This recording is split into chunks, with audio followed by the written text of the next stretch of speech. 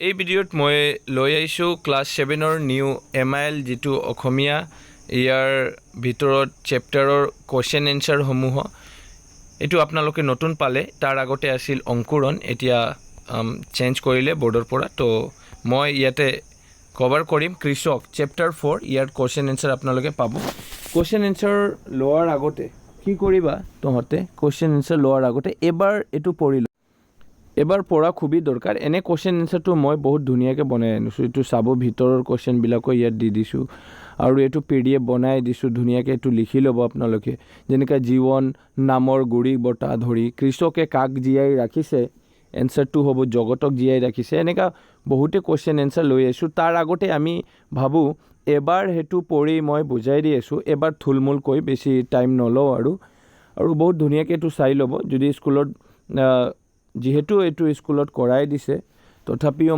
তহঁতে বুজা নাই এইটো অলপ ধুনীয়াকৈ চাব সেইটো বুজি ল'ব কবিতাটো কৃষকৰ বিষয়ে ইয়াত ক'বলৈ বিচাৰিছে কবিয়ে জীৱন নাৱৰ গুৰি বটা ধৰি তুমি মানে আমাৰ জীৱনটো যেনেকৈ নাৱৰ লগত নাও যেনেকৈ চলি থাকে তাক এজন মানুহে লৈ যায় ঠিক তেনেকুৱা আমাক এজনে মানুহ লৈ গৈ আছে সেইটো হ'ল কৃষক সমাজক ৰাখিছে জীয়াই এই গোটেই সমাজক জীয়াই ৰাখিছে কোনে কৃষকে তুমিয়ে প্ৰীতিৰ তুল্য গোটেই দেশৰ অনাহাৰ দিশা সৰ্বদাই মানে আমাক সৰ্বদা গোটেই দিনে সৰ্বদা প্ৰতিদিনে আমাক অন্ন দান কোনে কৰি আছে অন্নটো কোনে দি আছে এজন কৃষকে দি আছে কেৱল মাত্ৰ আমাকে নহয় গোটেই দেশত কৃষকৰ গুৰুত্বপূৰ্ণ ভূমিকা আছে এজন কৃষক নহ'লে দেশটো কেতিয়াও চলিব নোৱাৰে তোমাৰ জহতে লোকে আজি বিদ্যাধন স্বদেশ উন্নতি সাধিছে মানে তোমাৰ জহতে মানে কৃষকে যদি কৃষক নহয় তেনেহ'লে আমি বিদ্যাধৰ অৰ্জন কৰিব নোৱাৰোঁ যদি আমাক খোৱা দোৱা নহয় কেনেকৈ মই জীয়াই থাকিব নোৱাৰোঁ কেনেকৈ বিদ্যাধন অৰ্জন কৰিম স্বদেশ উন্নতি কেনেকৈ সাধিব এই যে আমাৰ দেশবিলাক স্বদেশবিলাক বিদেশবিলাক কেনেকৈ উন্নতি কৰিব যদি কৃষক নাথাকে তোমাৰে উৎপন্ন লৈ কিনা বেচা কৰি তোমাৰে উৎপন্ন লৈ কিনা বেচা কৰি সদাগৰে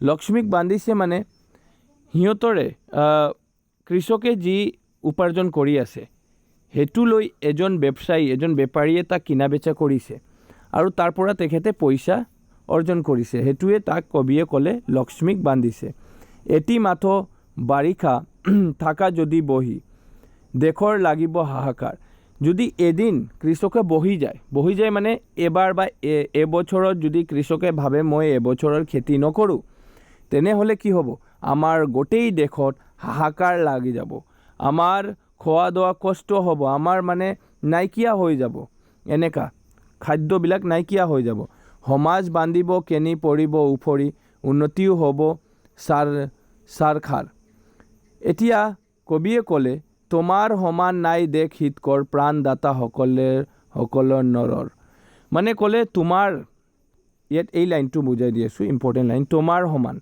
কৃষকৰ সমান আৰু দেশত হিতকৰ কোনো নাই কৃষকে নিজৰ কাৰণে ভাবা নাই হিতকৰ বুলি ক'লে মানে আমাৰ বেলেগৰ কাৰণে ভাবি আছে আমাৰ কাৰণে ভাবি আছে নিজে ভাবা এজন কৃষকে ইমান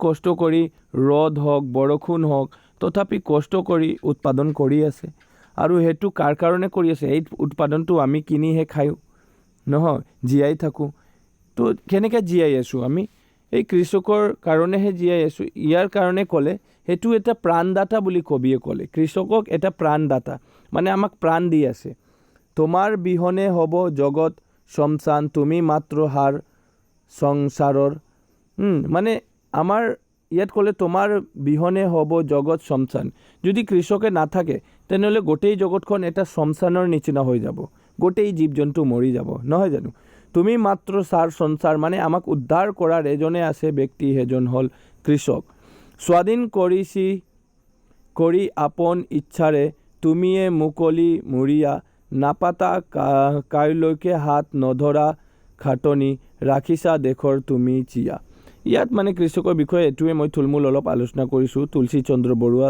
লেখক এজন ধুনীয়া লেখক এতিয়া কুৱেশ্যন এনচাৰটো মই ডিছকাছ কৰিম কুৱেশ্যন এনচাৰটোৰ কাৰণে মই ভিডিঅ' বনাই আছিলোঁ এতিয়া হ'ল শব্দ আনি পদ ফাঁকি পুনৰ লিখা মানে ইয়াত ক'লে তলত পদ্য ফাঁকিৰে তলত আষ্টনা শব্দকেইটাৰ ঠাইত কাছৰ বাক্সত ইয়াত এটা বাক্স দি দিছে। তাৰ পৰা একে শব্দ অৰ্থ মিলা শব্দ আনি ইয়াত বহাব লাগে, মানে একে শব্দ হ'ব লাগে। যেনেকৈ আৰ্জি কৰা মানে উপাৰ্জন কৰা, উৎপাদন কৰা। আৰ্জি কৰা মানে হ'ব উৎপাদন কৰা, মানে এইটো উঠাইখিনি ইয়াত কি লগাই দিবা, উৎপাদন। তাৰপিছত তোমাৰে উৎপন্ন লৈ কিনা বেচা মানে ক্ৰয় বিক্ৰয়, সেইটো হ'ব ক্ৰয় বিক্ৰয়। ইয়াত কিনা বেচাটো এৰি দি কি লগাব লাগে, একে অৰ্থ হোৱাটো হ'ব কিনা বেচা, মানে সেইটো বাদ দিয়া। এতিয়া ইয়াত তাৰ ঠাইত সেইটো সোমাই দিয়ক ক্ৰয় বিক্ৰয়। তাৰপিছত সদাগৰে মানে মানুহে, সেইটো হ'ব লক্ষ্মী বান্ধিছে। তাৰপিছত এটা ইয়াত তেখেতে দিলে মানে 4টা MCQ তেখেতে দিলে, এটা শুদ্ধ আছে, শুদ্ধ বাচিব লাগে। সদাগৰে লক্ষ্মীক বান্ধিছে, ইয়াৰ লক্ষ্মীক বান্ধিছে বাক্যাংশ কি বুজাইছে, ধন সম্পত্তি ভঁৰাল সাজিছে, এইটোৱে হ'ব এনচাৰ। নেক্সট এইটো কাৰ গুণত লোকসকলে বিদ্যা শিক্ষা লাভ কৰি স্বদেশ উন্নতি সাধিব বুলি কবিয়ে কৈছে। কাৰ গুণত মানে কোনে আমাক এইটো কৰিব, স্বদেশৰ উন্নতি কোনে কৰিব, কৃষকৰ, সেইটো হ'ব। নেক্সট হ'ল কবিতাটোৰ মূল ভাও লিখিব লাগে। এইটো ধুনীয়াকৈ মূল ভাও মই এটা দি দিম, একো নহয়। তাৰ আগতে মই ভাবিছোঁ যিমান কুৱেশ্যন এনচাৰ আছে সেইটো ইম্পৰ্টেণ্ট হ'ব, ভেৰি ভেৰি ইম্পৰ্টেণ্ট। এতিয়া মই কুৱেশ্যন আৰু এনচাৰ তলত আছে, সেইটো ডিছকাছ কৰি আছোঁ। যেনেকৈ প্ৰথম কুৱেশ্যন হ'ল, এইটো চাব। প্ৰথম কুৱেশ্যন, জীৱন নাৱৰ গুৰি বটা ধৰি কৃষকে কাক জীয়াই ৰাখিছে, কৃষকে জগতক জীয়াই ৰাখিছে। এনচাৰ হ'ব জীৱন নাৱৰ গুৰি বটা ধৰি কৃষকে জগতক জীয়াই ৰাখিছে। নেক্সট কুৱেশ্যন এনচাৰখিনি লিখি ল'ব, আপোনালোকে লিখি ল'ব, এইটো সময় নাই, লিখি ল'ব। নেক্সট, কৃষক কাৰ তুল্য বুলি কোৱা হৈছে। এতিয়া মই ডাইৰেক্ট ইয়াতে কুৱেশ্যন আৰু এনচাৰ। কৃষকৰ কাৰ তুল্য বুলি কোৱা হৈছে, কৃষকক ভগৱান বা বিধাতাৰ তুল্য বুলি কোৱা হৈছে। তাৰপিছত কৃষকে উৎপাদন কিনা বেচা কৰি কোনে লক্ষ্মীক বান্ধিছে, সদাগৰ। মেইন হ'ব সদাগৰে লক্ষ্মীক বান্ধিছে, ডাইৰেক্ট শ্বৰ্টকাট লিখিবা, সদাগৰে লক্ষ্মীক বান্ধিছে। দেশত কেতিয়া হাহাকাৰ লাগিব বুলি কবিয়ে মানে কবিতাটোত কৈছে। কৃষকে খেতি বাতি নকৰি আমনি কৰি বহি থাকিলে বা ধৰ্মঘট কৰিলে দেশত হাহাকাৰ লাগিব। বহুত ধুনীয়াকৈ এনচাৰটো ইয়াত সজাকৈ লিখা হ'ল। এতিয়া লিখি ল'ব। 5 নম্বৰৰ তলত দিয়া প্ৰশ্নকেইটা উত্তৰ আলোচনা কৰিব লাগে।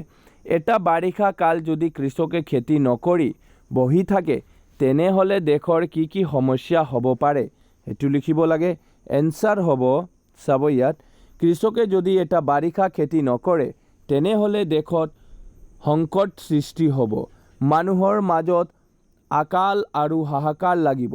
যিহেতু কৃষকৰ শ্ৰম ওপৰতে দেশৰ অৰ্থনীতি আৰু মানুহৰ জীৱন নিৰ্ভৰ কৰে, সেয়ে উৎপাদন বন্ধ হ'লে দেশৰ প্ৰগতিত মানে থমিব বা দেশৰ প্ৰগতিটো নষ্ট হ'ব বা থমি যাব, এনেকৈ লিখিলে হ'ল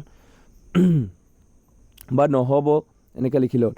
তোমাৰ সমান নাই দেশৰ হিতকৰ, ইয়াত তোমাৰ বুলি কাক কৈছে আৰু তেওঁৰ কিয় দেশৰ হিতকৰ বুলি কৈছে। ইয়াত কৃষকক কোৱা হৈছে, আপোনালোকে জানে মই অলপ আগত বুজাই দিছোঁ কবিতাটো। ইয়াত তোমাৰ বুলি কৃষকক বুজোৱা হৈছে।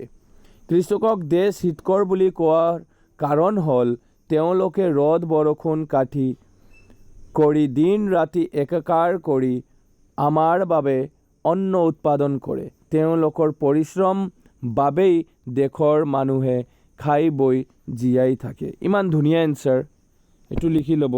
নেক্সট কুৱেশ্যন, কবিতাটোৰ কবিয়ে কৃষকক কি নামেৰে বিভূষিত কৰিছে বাছি উলিয়াব লাগে। মানে কবিয়ে কি নাম দিছে, বিধাতা, দেশৰ হিতকৰ, জগতৰ প্ৰাণকৰ্তা, এইবিলাক নাম দিছে।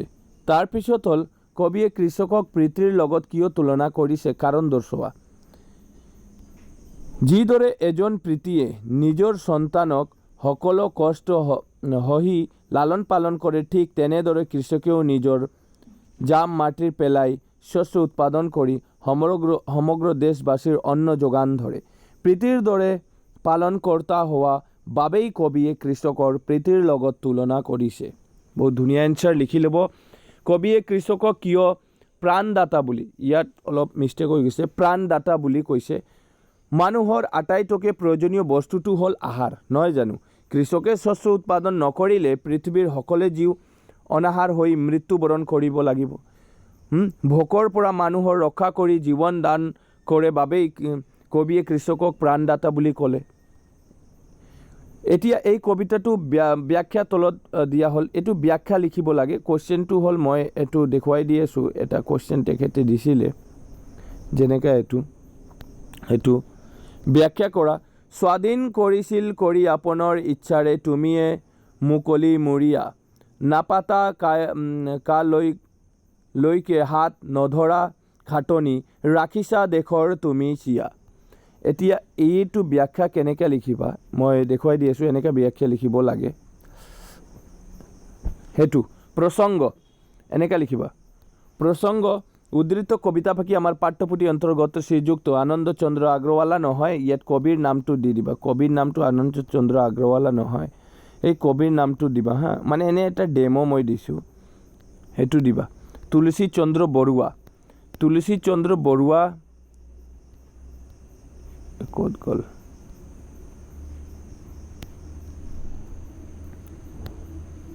সেইটো দিবা। আনন্দ চন্দ্ৰ আগৰৱালা নহয়, তুলসী চন্দ্ৰ বৰুৱা ৰচনা কৰা কৃষক নামৰ কবিতাটোৰ পৰা তুলি লোৱা হৈছে, সেইটো লিখিলে হ'ল।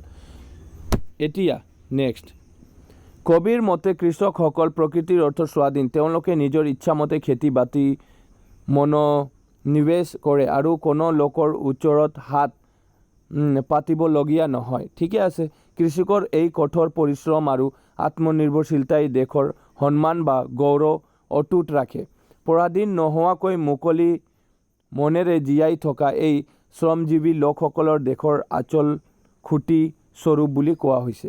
এতিয়া তলৰ বাক্য অৰ্থ হোৱাই এটা ৰচনা কৰিব লাগে। বাক্য ৰচনা যেনেকৈ তেখেতে দিছিলে, বঁটা, সেইটো এটা হ'ল বাক্য ৰচনা, সেইটো লিখিবা, ডাইৰেক্ট সেইটো লিখিবা। বঁটা সমান সমান সেইটো লিখিলে হ'ল। নাৱৰীয়াই বঁটা মাৰি নাওখন সিপাৰলৈ লৈ গ'ল, এইটো লিখিবা। সৰ্বদা, ইয়াত এইটো লিখিব নালাগে, অৰ্থটো ডাইৰেক্ট লিখিবা, এইটো ডাইৰেক্ট সমান সমান দি ডাইৰেক্ট। আমি সৰ্বদা সত্য কথা ক'ব লাগে। তাৰপিছত এইটো লিখিবা, হিয়া লিখিবা, চাৰখাৰ লিখিবা, আৰু এটা খাটনি, এইটো লিখি ল'ব। অ'কে, চ' শেষ হ'ল।